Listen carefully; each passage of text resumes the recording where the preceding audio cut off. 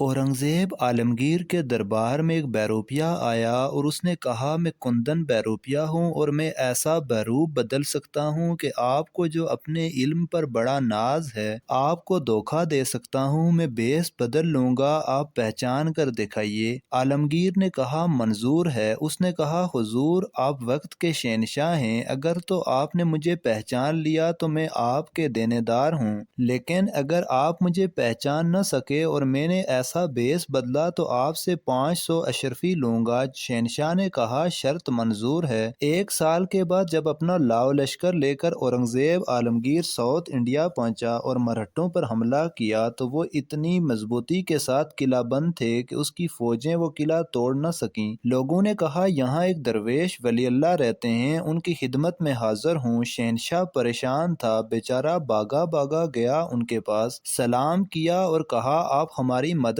करें, मैं कल इस किले पर हमला करना चाहता हूँ। तो फकीर ने फरमाया, नहीं, कल मत करें, परसों करें और परसों बाद नमाज ज़ोहर। औरंगजेब ने कहा, जी बहुत अच्छा। चुनाचे उसने बाद नमाज ज़ोहर जो हमला किया ऐसा जोर का किया और ऐसे जज्बे से किया और पीछे फकीर की दुआ थी और ऐसी दुआ कि किला टूट गया और फतह हो गई। मफ्तू जो थे पाँव पड़ गए। बादशाह सीधा दरवेश की खिदमत में हाजिर हुआ, हुजूर ये सब आप ही की बदौलत हुआ है। उस फकीर ने कहा, नहीं, जो कुछ किया अल्लाह ही ने किया। उन्होंने कहा कि आपकी खिदमत में 2 बड़े बड़े कस्बे देता हूँ और आइंदा 5-7 पुश्तों के लिए हर तरह की माफ़ी है। उसने कहा, बाबा हमारे किस काम की हैं ये सारी चीज़ें, हम तो फकीर लोग हैं, तेरी बड़ी मेहरबानी। औरंगजेब ने बड़ा जोर लगाया लेकिन वो नहीं माना और बादशाह मायूस होकर वापस आ गया। एक दिन औरंगजेब अपने तख्त पर आकर बैठा। जब वो एक फरमान जारी कर रहा था, ऐन उस वक्त वो फकीर आया तो शहनशाह ने कहा,